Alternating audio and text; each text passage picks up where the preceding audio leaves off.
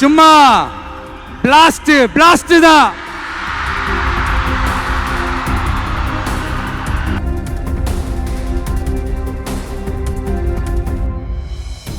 Blast blast தான். அப்புறம் ஒரு அதிசயம், அதிசயம்னு சொல்ல முடியாது, இது ஒரு கண்டுபிடிக்க முடியாத ஒரு உண்மைன்னு சொல்லலாம். அது என்னப்பா அது? தற்குறியா?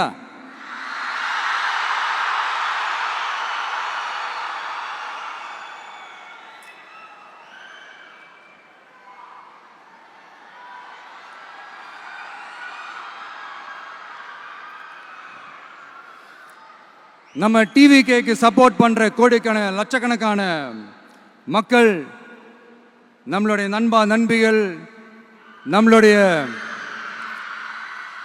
ஜென்சி கிட்ஸ் எல்லாரையும் தற்குறிகள்னு சொல்லி வாங்கி கட்டிக்கிட்டு இப்போ அவங்களாம் தற்குறி எல்லாம் கிடையாது, அப்படிலாம் அவங்கள கூப்பிடாதீங்க, அவங்க சங்கிகள்லாம் கிடையாது, அப்படிலாம் அவங்கள கூப்பிடாதீங்கன்னு சொல்லி ஒரு குரல். யாருடா அந்த குரல் அப்படின்னு பார்த்தா, இப்ப ரீசெண்டா அறிவு திருவிழான்னு ஒன்று நடத்தினாங்கல்ல, சாரி அவதூறு திருவிழா. அதுல அவங்க தலைமையே குழப்பற மாதிரி, அறிவு கண்ணை திறந்து வைக்கிற மாதிரி ஒருத்தர் பேசியிருக்கிறார். அவர் யாருன்னா அது அவங்களோட எம்எல்ஏவே.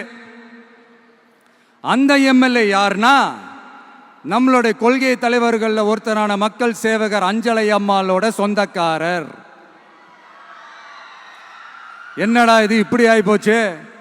டிவிகேக்கு சப்போர்ட் பண்ற மாதிரி நம்ம கட்சியிலேருந்தே ஒரு குரல் வருதுன்னு சொல்லி தலைமையில ஃபுல்லா கன்ஃபியூஷன்.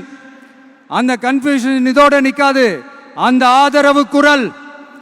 ஆதரவு குரல் ஒரு வீடு விடாம, ஒரு இடம் விடாம, எல்லா இடத்துலயும் எல்லா வீட்லயும் இன்னும் பலமா எதிரொலிக்கு தான் இல்லையான்னு பாருங்க.